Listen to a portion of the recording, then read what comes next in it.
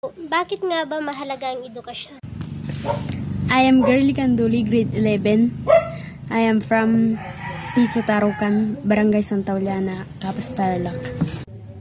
I am Jane S. Diaz, grade 12 from Sitio Tarukan, Barangay Santa Juliana, Capas Tarlac.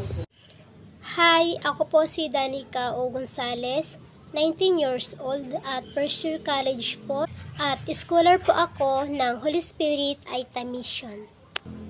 At isa din po ako sa katutubong Aita na nangangarap makapagtapos ng pag-aaral. Magandang pagbati po. Ako po si Danica Sanchez, grade 8. Para sa akin, ang kahalagan ng edukasyon. Natuto ako at nagkaroon ng sapat na kaalaman.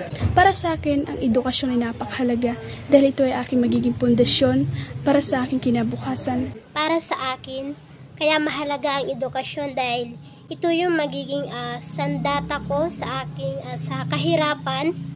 Para po sa akin, mahalaga ang edukasyon bilang isang katutubo. At kung paano makihulibilo sa mga kapwa-tao. Nagustuhan ko ang edukasyon simula nagkamulat ako dahil nga ako ay isang katutubong Aita na kailangan ko ito. At ito yung magiging susi para sa kinabukasan. Bilang isang katutubo, pangarap ko po maging guro. Dahil balang araw, gusto ko po magkapagturo. At ang nagustuhan ko sa edukasyon, dahil dito, ako ay namulat sa aking buhay. At ito ang gusto ko kasi para sa mga kapwa ko katutubo. Babalikan ko sila barang araw at ibabahagi ko kung ano ang kahalaga ng edukasyon.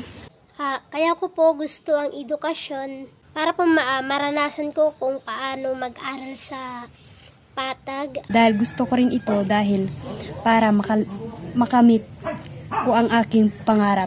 At sisikapin ko pong mag-aral at magpupursigi para maabot ko ang aking pangarap sa buhay ko. At makisalamuha. At upang makatulong din ako sa aking mga magulang. At para hindi kami apihin ng ibang tao.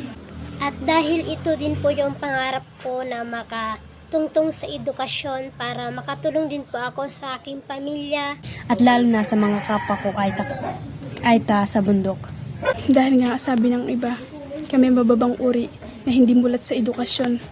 At sa aking community dahil makakatulong ito sa katuparan ng aking pangarap. Ang pangarap ko po makapag-aral ng mabuti at makapagtapos sa aking pangarap. Pero heto ako na ngayon na nagpapatunay na kaya namin makipagsabayan sa patag. Upang balikan ko ang aking kapwa, upang ipaalam ko sa kanila na ang aking natutunan sa edukasyon. Na kami din ay kailangan matuto o mamulat sa kabias ng edukasyon. Ang aking pong mensahe sa mga gobyerno. Para sa mga leaders ng gobyerno. Ang masasabi ko lang po sa gobyerno, gusto ko pong ipahatid ay bigyan pong karapatan tulad namin na katutubo. Nais ko pong hingin na bigyan kami ng agapay at suporta sa aming pag-aaral. Naway patuloy po nilang suportahan ang bawat mag-aaral. Patuloy po kayong sumuporta sa aming mag-aaral.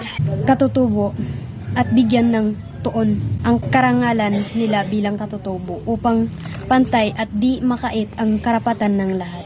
Lalo na kaming mga katutubong Aita para mapatunayan na lahat ay may karapatan at pantay-pantay. Dahil sila yung instrumento upang mapaunlad ang bawat estudyante na nangangarap makapagtapos ng pag-aaral. Na nangangailangan ng edukasyon. Kayo ang aming pag-asa sa aming mga pangarap.